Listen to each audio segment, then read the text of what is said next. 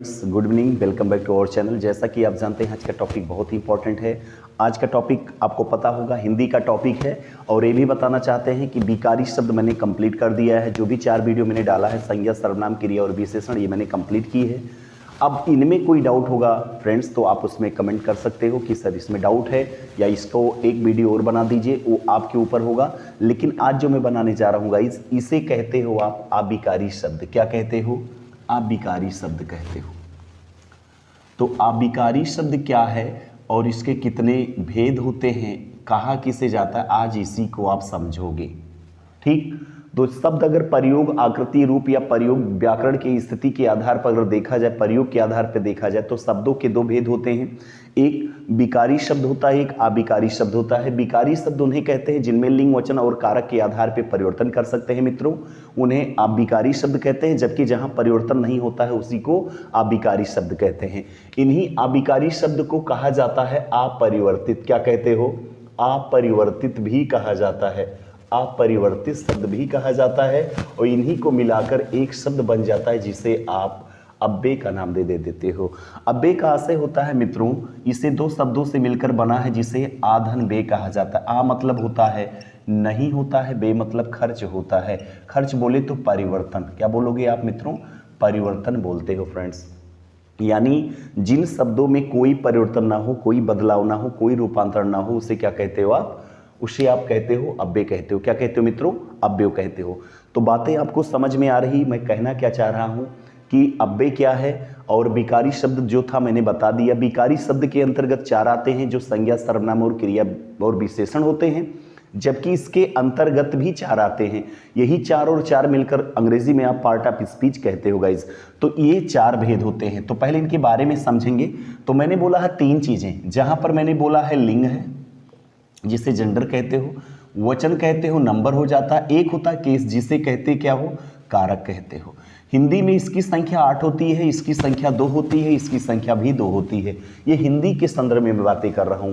जबकि संस्कृत में इसका 6 हो जाता है, 6, और वचन के 3 हो जाते हैं, लिंग भी 3 हो जाते हैं। लेकिन हिंदी सब्जेक्ट में, हिंदी भाषा में माना गया है कि लिंग की संख्या 2, स्त्रीलिंग और पुल्लिंग, वचन एक वचन और बहुवचन, कारक कर्ता से लेकर संबोधन तक 8 क्रिया, 8 हो जाती कारक। इन्हीं के आधार पर अगर परिवर्तन हो रहा है तो उसे कहते हो विकारी शब्द। क्या कहते हो गाइस? विकारी शब्द कहते हो। बट इन्हें मद्देनजर रखते हुए अगर कोई परिवर्तन ना हो रहा हो तो इसी को कहते हो अविकारी, जो अपरिवर्तित शब्द कहते हो। और इन्हीं को कहा जाता है गाइस अव्यय भी कहा जाता है। क्या कहा जाता है? अव्यय भी कहा जाता है। तो बातें समझ में आ गई होगी। अव्यय शब्द का मतलब होता है जैसे कुछ समाज में, कुछ हमारे समाज में कुछ शब्दों का प्रयोग पुल्लिंग जाति के लिए होता है और कुछ शब्दों का प्रयोग स्त्री जाति के लिए होता है। लेकिन कुछ शब्दों का प्रयोग ऐसे होते हैं जो दो स्त्री और पुल्लिंग दोनों करते हैं। जैसे आप कहते हो कि राम धीरे धीरे चलता है, तो वहीं पर कह सकते हो गीता धीरे धीरे खाती है। तो खाना और चलना ये क्रिया है। अगर क्रिया की कोई मनोदशा बताया जा रहा है तो क्रिया विशेषण कहलाता है गाइस, और उसी को कहते हो क्या? अव्यय कहा जाता है। यानी समझ में आ गया, क्रिया विशेषण भी एक प्रकार का अव्यय है। जो क्रिया की विशेषता बताता है उसे क्रिया विशेषण कहा जाता है। तो इसके भी कितने भेद? 4 भेद होते हैं।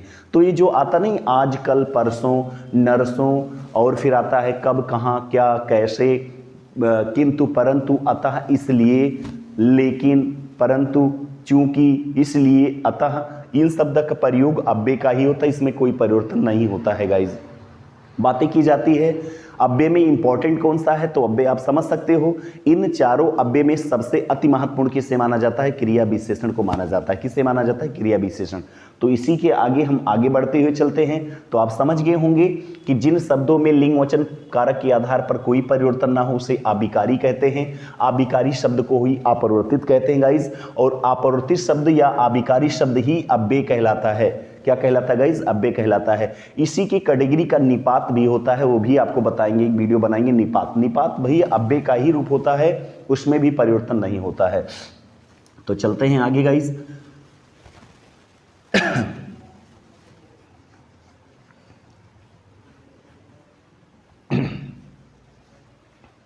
अब आपने कहा है अव्यय। अव्यय का आशय होता है आधन व्यय, जिसका खर्च ना हो। तो इस अव्यय का जो भेद मैंने बताया है, अव्यय के कितने भेद होते हैं? 4 भेद होते हैं। निपात भी आता है बट मुख्य रूप से 4 होते हैं। जैसे मैंने कहा पहला क्रिया विशेषण अव्यय, क्रिया विशेषण अव्यय। दूसरा होता है गाइज समुच्चय बोधक,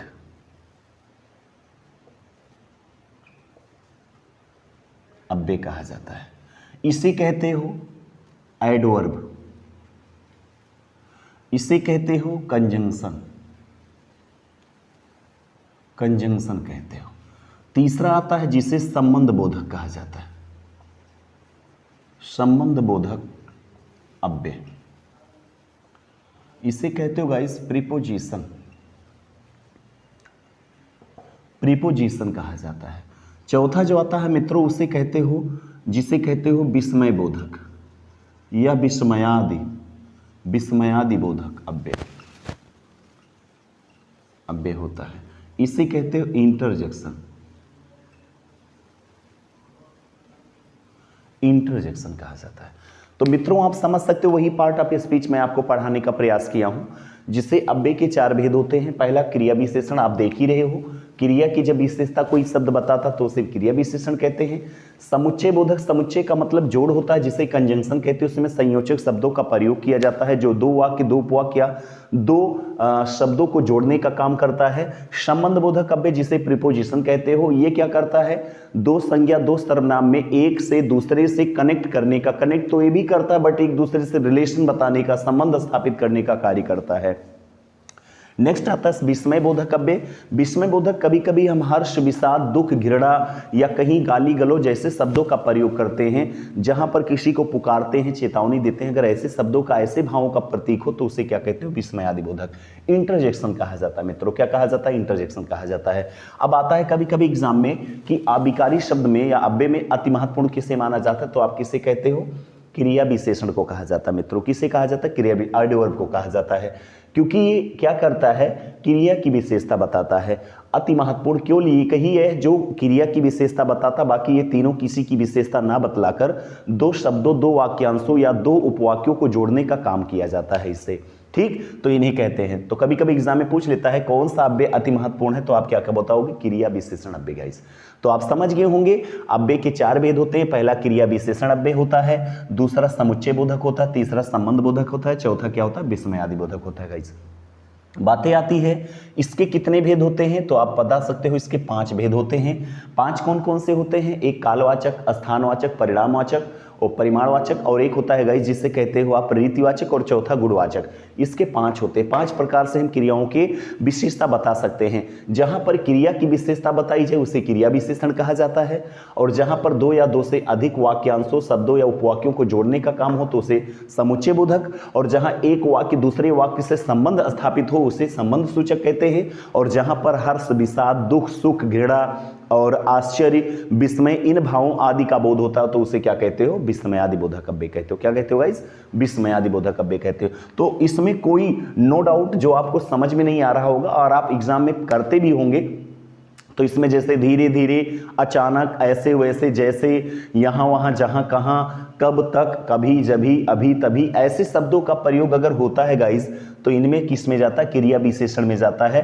और तथा, किंतु, परंतु, अतः, इसलिए का प्रयोग होता है तो समुच्चय में जाता है। अगर आ जाए के साथ, के द्वारा, के कारण, के सिवाय, के अलावा, पहले, सामने, के बिना, ठीक, ही, भर, तक, अगर ऐसे आता तो उसे संबंधवाचक कहते हो। और जहां अरे, वाह, हे प्रभु रक्षा करो, या कहीं आ जाए अगर एग्जाम में अरे वाह, अजी, ठीक, तो ऐसे शब्दों का प्रयोग जहां टुकार के बातें हो, पुकार के बातें हो और किसी को चेतावनी दी जाए मित्रों, तो उसे क्या कहा जाता है, विस्मयादि बोधक अव्यय कहा जाता है। इतनी बातें क्लियर हो गई, मुझे लगता है आपको क्लियर हो गया। चलते हैं आगे।